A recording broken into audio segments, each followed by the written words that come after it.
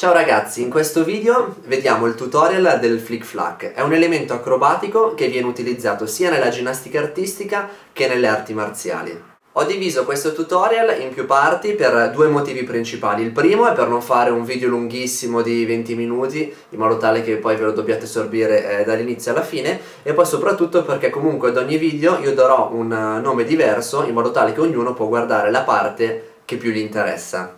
Ho deciso di creare questo tutorial nella maniera più semplice possibile, cercando di non inserire degli esercizi che richiedono attrezzature o materiali vari, tipo materassoni, pedane, mini trampolini, che sono comunque degli attrezzi che sono principalmente usati nella ginnastica artistica. Che cos'è il flick flack? Il flick flack è una rotazione completa attorno all'asse trasversale del nostro corpo, quindi quell'asse che ci sega in due e divide il corpo in due metà, la metà superiore e la metà inferiore. Quindi abbiamo detto una rotazione completa intorno all'asse trasversale, passante per la verticale. Ha due fasi di volo, una prima della posa delle mani a terra e la seconda è tra la posa delle mani a terra e l'arrivo in stazione retta. Nella prima fase di volo il corpo è ad arco, mentre nella seconda i segmenti del corpo sono più allineati possibile. Quando può essere eseguito il flick flack? Allora, può essere eseguito in due modi diversi, o partendo da fermi, o generalmente viene utilizzato dopo la ruota rondata, che è un tipo particolare di ruota. Ecco, se volete vedere il tutorial della rondata, cliccate qui. Quando sarà presente il tutorial comparirà il pulsantino che, se ci cliccate sopra, potete vedere appunto il tutorial della rondata. Ok, adesso vediamo la tecnica in dettaglio del flick flack. Dalla stazione retta, con gli arti superiori in avanti, occorre sbilanciare il corpo all'indietro. La parte superiore del corpo si sposta all'indietro con leggero anticipo, il dorso è curvo e gli arti inferiori sono semipiegati. Le ginocchia sono leggermente arretrate rispetto alla linea dei piedi. Tramite un'azione molto veloce di slancio all'indietro degli arti superiori si coordina alla rapida estensione di spinta di quelli inferiori. Si posano le mani a terra, dopo comunque una fase di volo in atteggiamento ad arco. La traiettoria durante la fase di volo non deve essere particolarmente ampia per non diminuire la velocità di rotazione. Il capo è tra le braccia e al momento del contatto delle mani al suolo il corpo si deve trovare il più possibile vicino alla verticale. Infine, tramite l'azione di corvette si effettua la seconda fase di volo e quando i piedi giungono al suolo le spalle sono in linea con essi e il dorso è sempre curvo. La posizione di arrivo deve essere identica a quella di partenza per permettere l'esecuzione in serie del flick flack o per essere pronti per l'esecuzione di un altro movimento. Per imparare questo elemento sono molto importanti le assistenze, che comunque vedremo nei prossimi tutorial. Sia le assistenze che comunque altri esercizi per imparare meglio il flick flack. Nelle assistenze comunque è molto importante sia chi esegue l'esercizio sia chi fa l'assistenza, quindi ci saranno anche dei consigli per coloro che eseguiranno l'assistenza. Per imparare la tecnica del flick flack bisogna avere dei prerequisiti tecnici e dei prerequisiti acrobatici. Bisogna saper fare il ponte, quindi se volete vedere il tutorial o degli esercizi del ponte, qua sotto compariranno dei pulsanti, se ci cliccate potete vedere il tutorial del ponte, sono due video.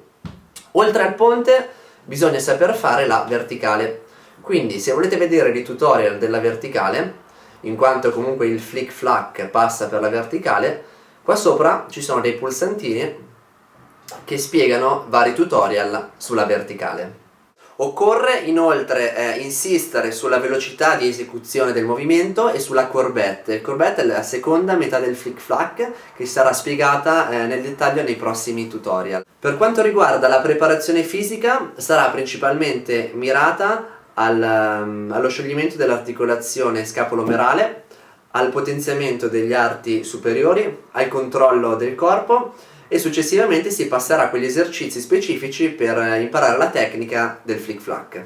Spero che il tutorial vi sia piaciuto. Allora, in quest'ultima parte di video vi spiegherò degli esercizi che si possono fare con degli attrezzi principalmente utilizzati nella ginnastica artistica. Se questa parte di video non vi interessa potete cliccare qua sopra per andare a vedere la continuazione del tutorial del flick flack. Come primo esercizio si potrà eseguire il movimento nella sua interezza senza fasi di volo, quindi dalla stazione retta si va indietro nella posizione del ponte, è molto importante la tenuta addominale. Da questa posizione inseriamo una spinta di ambedue le gambe per portarci nella posizione della verticale e poi alla fine dell'elemento di nuovo nella posizione retta.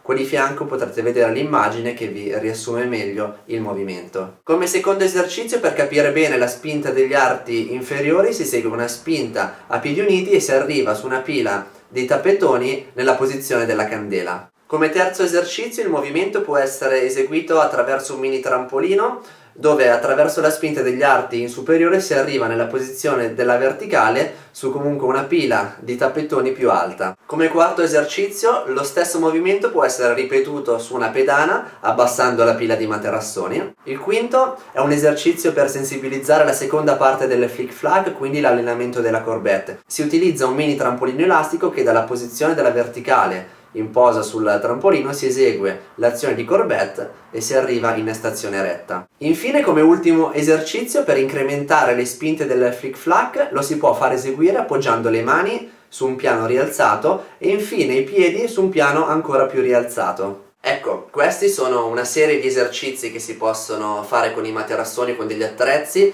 Non è l'unica e non è una sequenza da seguire con rigidità. Ci sono altri esercizi che si possono fare, ognuno segue quelli che sono più adatti alle proprie esigenze. Spero che questo tutorial vi sia piaciuto. Se volete vedere come continua, qua sopra potete cliccare, verrete reindirizzati al tutorial successivo e ci vediamo al prossimo video.